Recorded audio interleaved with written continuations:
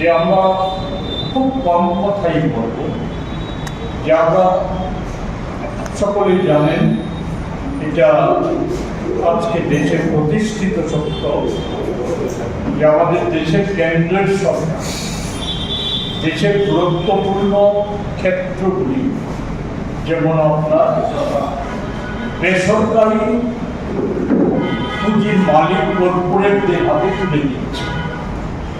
এক্ষেত্রে দেশের স্বার্থ রক্ষিত হচ্ছে না নানা উপায়। কখনো লাভজনক সংস্থা এটাকে ক্ষতিতে চলার ব্যবস্থা করে সে ক্ষতির বিষয়টা তুলে অলাভজনক সংস্থা হিসাবে চিহ্নিত করে স্বল্প মূল্যে বা বিনামূল্যে মুদি বান্ধবদের হাতে তুলে দিচ্ছে।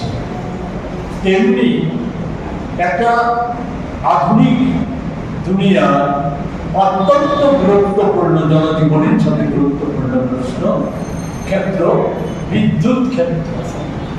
বিদ্যুৎ ক্ষেত্রকে বেসরকারি করে দেওয়ার লক্ষ্যে সরকার অনেকটাই অগ্রসর হয়ে গেছে। আমাদের মধ্যে ইতিমধ্যে দেশের ওএনজিসি এনপিটিসির মতো বিদ্যুৎ উৎপাদনকারী গুরুত্বপূর্ণ রাষ্ট্রায়ত্ত সংস্থাগুলি 50% বেশি শেয়ার বেসরকারি মালিকানাধীন সংস্থার হাতে তুলে দিয়েছে। এবং আজকে যেটা নিয়ে সারা দেশে মুদি বন্দনা করে বেরোচ্ছে বিজেপি সরকার বলে এবং তাদের দল, সেটা হচ্ছে সূর্যঘর প্রকল্প।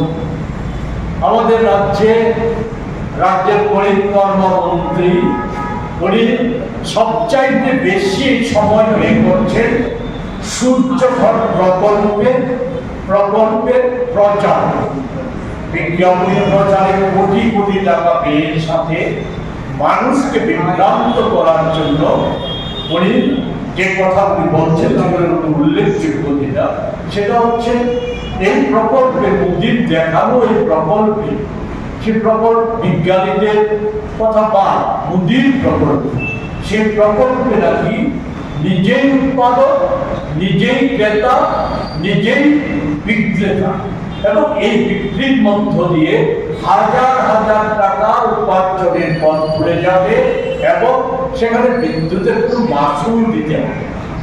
এই প্রচারটা করে যাচ্ছে।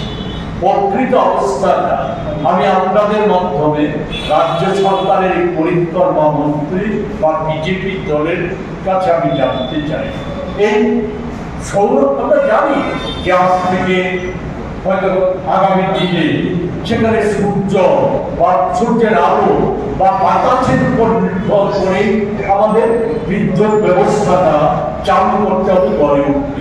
আমরা তার বিরুদ্ধে নয়, এটা এআই প্রযুক্তিকে কাজে লাগিয়ে এই ব্যবস্থা উন্নতি হোক এটা আমরা চাই। এই প্রযুক্তিকে কাজে লাগানোর বিষয়টা তো শুরুয়াত করেছিল আমাদের নেতা ভারতবর্ষের অন্যতম রূপকার প্রয়াত প্রধানমন্ত্রী রাজীব গান্ধী। ওনার প্রধানমন্ত্রীত্বের কালে সেন বিদ্যুৎকে দেশে এনে ওনার হাত ধরে এই উন্নত প্রযুক্তির ব্যবস্থাটা চালু করেছিল। আমরা তার বিরুদ্ধে না, কিন্তু আমরা বিরুদ্ধে হচ্ছে একটা এই প্রযুক্তিটা, সৌর বিদ্যুৎ প্রযুক্তিটা সরকারি কোন সংস্থাকে দেওয়া যাবে না, অথচ সরকারি ইনফ্রাস্ট্রাকচার এবং সরকারি অর্থে এটা আরো নতুন নতুন পরিকাঠামো গড়ে তুলে এর শেয়ার 97% শেয়ার দিয়ে দেওয়া হয়েছে মুদি বান্ধবদের কাছে। এর মধ্যে বড় শেয়ারটাই চলে গেছে মুদি বান্ধব আদানি।